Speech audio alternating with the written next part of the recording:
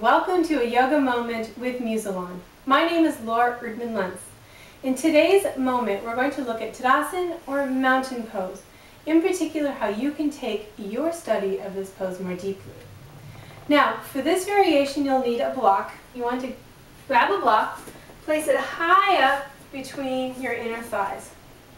Now you have your feet, so they're comfortable distance. You want to really feel the block, but you don't want the block to be causing a lot of discomfort. So having your feet about hip width or even wider if necessary will help with that. Now the first thing we're going to do is work with the feet. You're going to lift your toes up, walk the balls of your feet maybe a millimeter away from your heel. You're not going to go very far. It's a very important millimeter though. We are stretching out the soles of the feet. Then you want to find the inner edge of the ball of the big toe. So you have the ball of the big toe and you want to feel that inner edge. Stick it down on your mat, broaden across the balls of the feet, spread the toes wide, and then set the toes down one at a time. Get really grounded in the feet. You'll feel much more of the surface of your feet this way. Now you want to balance between the right and the left foot, the front and the back, and the inner and the outer edges of both feet. Good.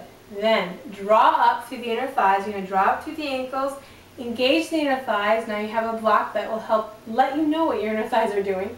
Are they really both engaging? Are they engaging equally? Pay attention here. Then draw up through the belly and just allow the heart to open as the shoulders relax. When you're being fully supported from below, this upper trapezius area doesn't have to work quite so hard. Feel the pose. Feel the strength in your pose. Now play with your alignment. Radney has this wonderful quote I read years ago.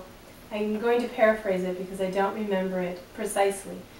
But it goes something like, there's no such thing as perfect alignment, but there's always a more intimate conversation you can have. And that runs through my mind whenever I do Tadasana in particular, because it's Tadasana. It's, theoretically an easy pose, but it's very difficult, and you can actually align and realign and further refine your alignment each time you do this pose. So now once you've engaged everything, go back to the feet again.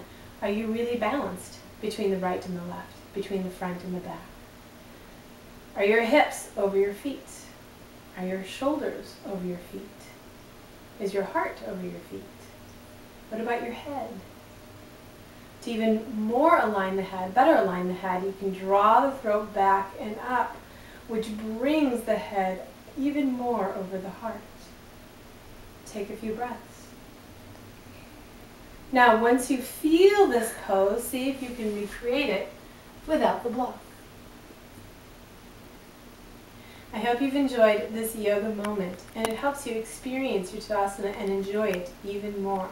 Thank you for joining me. Namaste.